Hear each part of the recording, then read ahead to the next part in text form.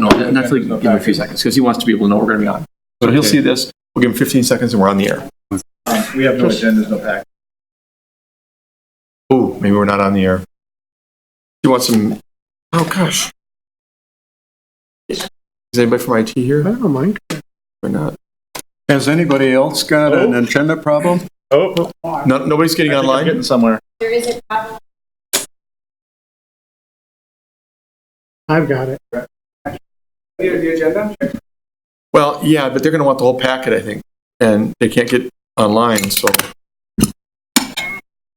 I mean, an agenda is better than nothing. I can give one too. I don't mind.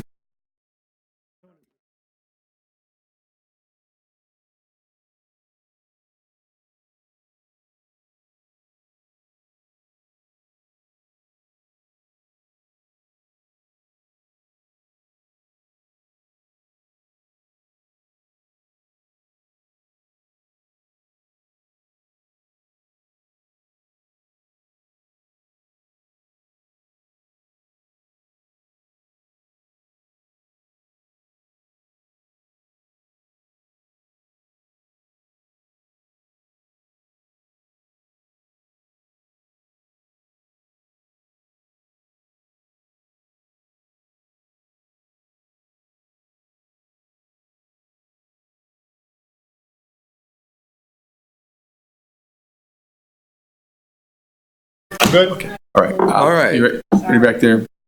I think you're probably watching me right now. We're going to go. All right. Good evening. I'd like to call the Finance, Budget, and Personnel Committee Tuesday, July 16 in City Hall to order. Identify any potential conflicts of interest. Do we have any? If not, we'll go on to citizen comments. Are there any citizen comments? Citizen comments? Being none, we'll move on to number 4, consent agenda. Minute of June 18th, 2019 meeting, report of personnel actions, monthly position control report, bills and payroll, May treasury report, June treasury report. Entertain a motion to approve. A motion by Nick, second by Rebecca. Discussion. If none, all in favor? Aye.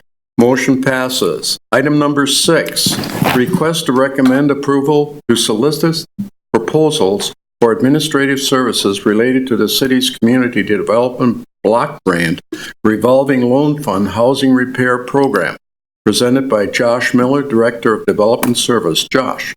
Thank you, Chair. For a number of years, the city has worked with CAP Services to administer their CDBG RLF program. It's basically a program that allows 0% interest loans to low-income homeowners that can help repair their homes. One of the recommendations in the housing study was to develop a revolving loan fund, but we actually have one in place that can address low to moderate income folks. And so it's a great program we've had in place for a number of years, but we have to have somebody that administers it because it's their federal funds through the Community Development Block Grant Program. It requires a lot of training and knowledge to do that. We don't have the training in-house to do that, and we've had other services, other providers provide that services for us. Before it was United Way, most recently it was CAP Services. We've been notified that they're no longer going to provide that service to us as of January 1 this year. It took some time to get the files back and kind of get them organized and ready to go. You recall a few months ago we reconvened the Housing Rehab Committee, and they got together back in June. They looked at the finances. They made a transfer to transfer some funds from administration to project costs. That allows us to spend some more of the money. Right now we're sitting at around $50,000 in that fund, and about 45 or 44,000 of that can be used for project costs. So we can loan out that money, and people that are fit into the low to moderate or low income category can utilize those funds. As I said, it's a 0% interest. It's a deferred loan, so they don't have to pay it back until they either sell the house or the house is transferred of somehow. So basically what we're asking to do here is to do a request for proposals, solicit different groups that can provide those services to us. Usually it's about a maximum of a 15% charge per project, and it's only going to be administered, or the fee is only going to be charged if they administer funds. So just because funds are sitting there, we don't get charged anything. So basically, there's only a handful of groups in the region that would really fit be able to provide those services. So if this is approved, we would send that RFP out to probably a half dozen or so of those groups and see what kind of proposals we get. Then in August, we would select them, come back to council for final approval, and hopefully get this program going again. With that, staff would recommend approval of the RFP and get that out to service providers, I guess, and I'd be happy to take any questions. Okay, do we have a motion to effect by Rebecca, second by Steve? Discussion. How do we come up to the 50,000, Josh? Where's that money come from?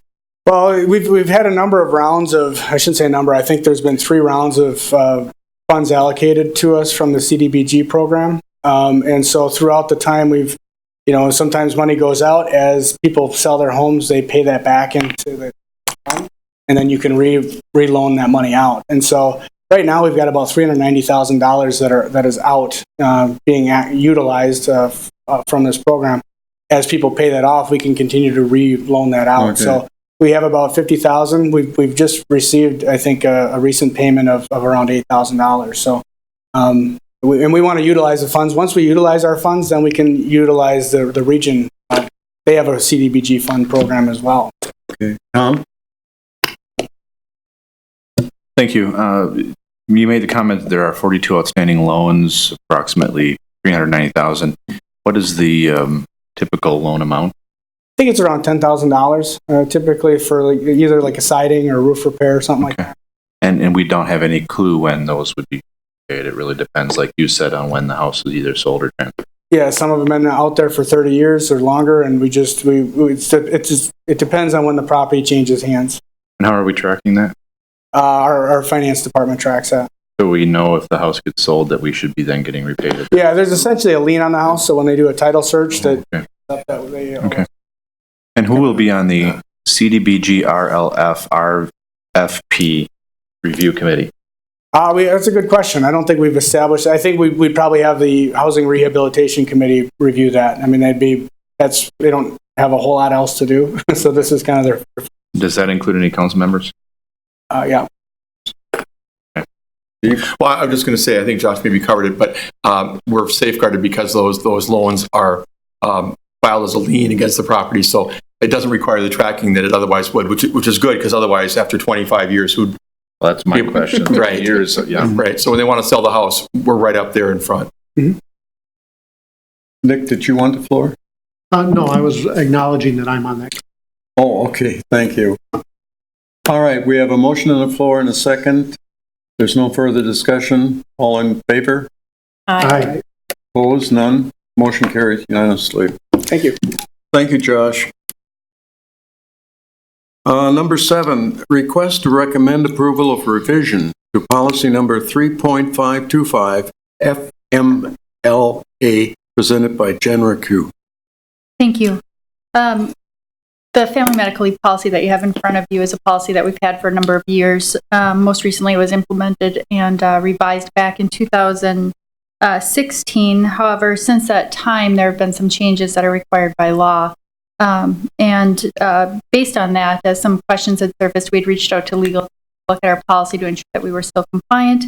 Based on those discussions, we found some key changes that needed to be made, and so those are implemented to the red line version that are in your packet. Key changes really are just a handful, although you see a lot of red kind of throughout. But the key changes are the fact that absences due to workers' comp or work-related injuries are subject to family medical leave laws, as long as it's an FMLA qualifying event. So as a result, the FMLA and the workers' comp leave are going to be run concurrently going forward. That's not the practice that we've currently done, but again, was recommended by our legal group. Other clarifying statements were added in regard to eligibility. It's not a change in practice, just a change in the wording surrounding some of it. Domestic partner was one of the legal changes that were done when same-sex marriages became legal in Wisconsin. There was a stipulation that was put in regard to domestic partnership, and anyone who had not been registered prior to April 1st of 2018 couldn't be registered going forward because they could legally marry. So the language has been updated to reflect that change. And then some minor acronym changes and language cleanup are included as well. So I'm happy to take any questions that you have. If not, staff recommends approval of policy 3.525, family medical leave. A motion, please. Motion by Nick, second. Rebecca, thank you. Discussion. Steve. Yeah. My question, I mean, I guess I didn't, there's so much erased on that domestic partner thing on page 10. And there's registered deeds? I don't. Registered domestic partners. So prior to same-sex marriages being legal in the state of Wisconsin, people could file a domestic partnership agreement that started in 2003. And then that was valid through April 1st of 2018. So they're still valid if they were registered as domestic partners prior to April 1st of 2018, but they couldn't accept any new changes. And then the other piece of that is under Wisconsin Family Medical Leave. In the past, you could, if you were a domestic partner, you could take family medical leave for the parent of a domestic partner. And then when that law changed, that went away. They were registering with the county? With the state. Yeah, or county. Really? Yeah. Okay, I was just so many things out of there. Get that. That's all I had in that. Tom?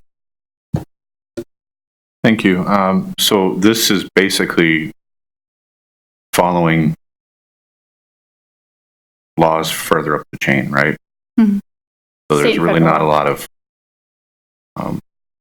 flexibility that we have to be compliant with those laws, right? Yeah. What I did is I brought the policy forward to our legal team for a full review. We looked at that, and we also looked at some forms that we'll be making some adjustments to based on the language that's in the policy. Okay. There are a couple typos. I did notice that. Okay. We'll make sure those are cleaned up before it goes into final version. Okay, thank you. Any further questions? If not, we have a motion second on the floor. All in favor? Aye. Opposed? None? Motion carries. Thank you.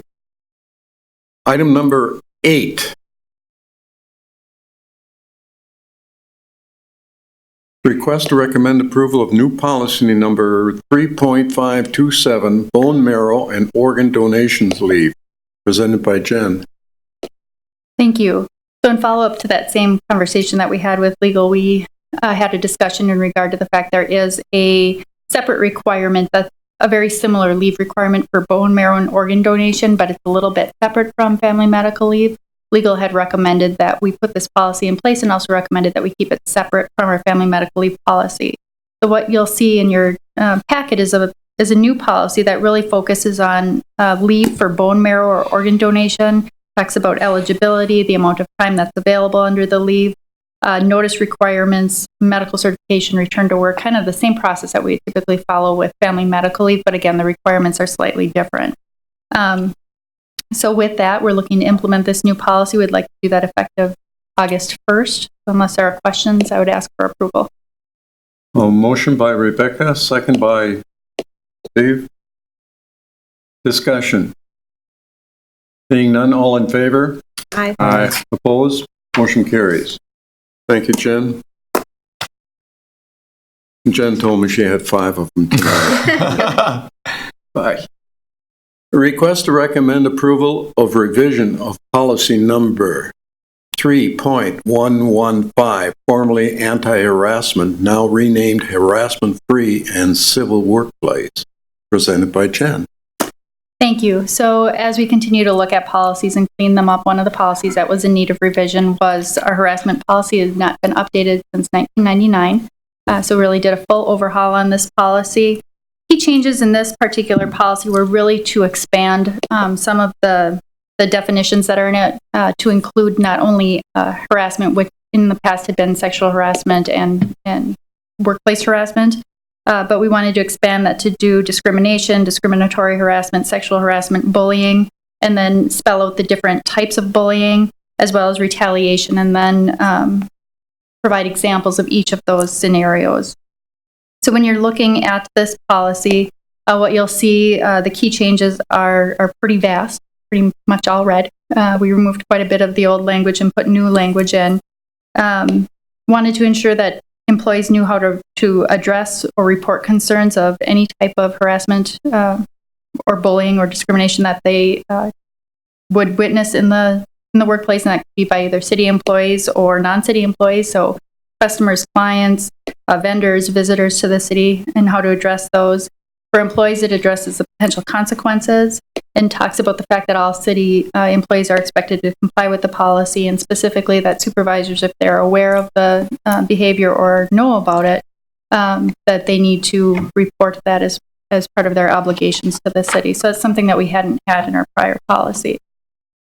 Again, I'm happy to take any questions that you have. If not, I recommend approval of the revised policy, as well as the title changing the title from anti-harassment to harassment-free civil workplace. And we'd like this effective August 1st. Motion by Steve. Second by Nick. Discussion. Steve? Yeah, I'm just wondering on it was page 2, where what was crossed out is this policy be issued to all current employees during orientation of new employees. That was crossed out. How is it dealt with now? So we have a couple of things that we do. One, whenever we have a new hire within their first few days of employment, they sit down and meet with me, go through their new hire information. We also walk through where to find all of the policies. I specifically point out some of these harassment policies, and then usually within that first day or two, they come in and they watch new hire videos. There's a video on anti-harassment and sexual harassment in the workplace, anti-bullying, and then a substance-free workplace. So basically, you still are doing that. We're still doing it. It was just a language cleanup that didn't seem to be necessary in the policy. Tom? Thank you. I'm a little surprised by the term bullying, because that's a term I've typically heard related to schools. In a professional environment, I guess I've usually understood that as harassment, and I'm not really understanding the difference between bullying and harassment. And I'm wondering why the term bullying was utilized rather than harassment. As I'm looking at the bottom of page 5 and moving on to page 6, harassment, City Marshal defines harassment as, beginning of page 6, verbal harassment, physical harassment, gesture harassment, and so on. Is there a reason for the term bullying rather than the term harassment? Is there a good definition difference? It can be, bullying can lead to harassment, so there can be that type of scenario, but bullying is more of the behaviors that are associated with it.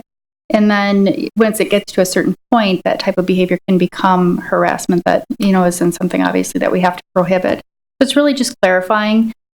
Workplace bullying is pretty prevalent in literature in regard to workplaces, and so it was one of those key functions that I think has probably been missed and needed to be included. So bullying is not harassment, it's leading toward harassment. It can lead to harassment, but we want to stop that type of behavior if it would exist. And does this address any potential harassment or bullying from people outside of the workforce? It does. It talks about how to report it, and depending on what the situation would be, we would deal with those on an individual basis, who needs to be involved. Any further questions? If not, all in favor of approving this? Aye. Opposed? Being none, carries. Jen, I want to thank you for cleaning up many of these tedious rules, but they're very important. Thank you. More to come. All right, item number 11. Request to recommend approval of a revised seasonal pay schedule, presented by Jen again. We missed We missed Jen. one? Here you go, core values. Oh. Computer. Request to recommend approval of core values / standards of behavior, presented by Jen. Thank you. So the last time this committee met was on June 18th, and at that time we had discussed implementing core values and standards of behavior for the city. At that meeting, there were some suggestions that were made in terms of adjustments to the statements that we did, most specifically changing the I's and the comments to we's, and then including some clarification in regard to appropriate behavior expected of all of our employees, and that these are including but not limited to examples. And so you'll see that there's a red line version in your copy. And I look forward to your approval of this policy with any of the changes or any additional recommendations that you would have. Motion by Steve, second by Nick. Any further discussion? If not, all in favor? Aye. Opposed? Being none, carries. Okay. Request to recommend approval of a revised seasonal pay schedule presented by none other than Jan. Thank you. So I see that there is one error in this memo. The seasonal pay scale was last updated in April, not May of 2019. Recently, Kelly Cassidy, our recreation manager, had contacted me and indicated that there was some asterisks missing on 2 of the categories in the seasonal casual pay scale.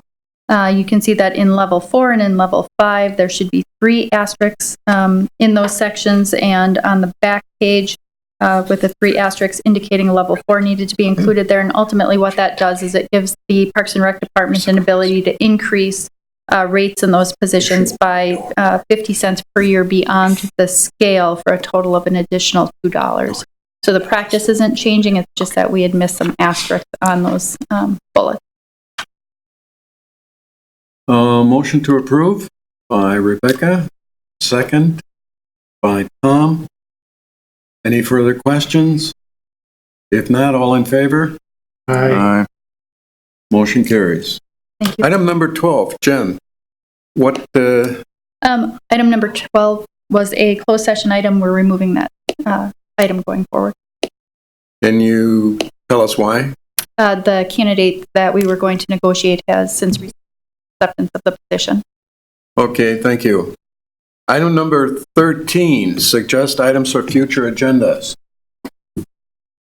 Being none, this meeting is adjourned.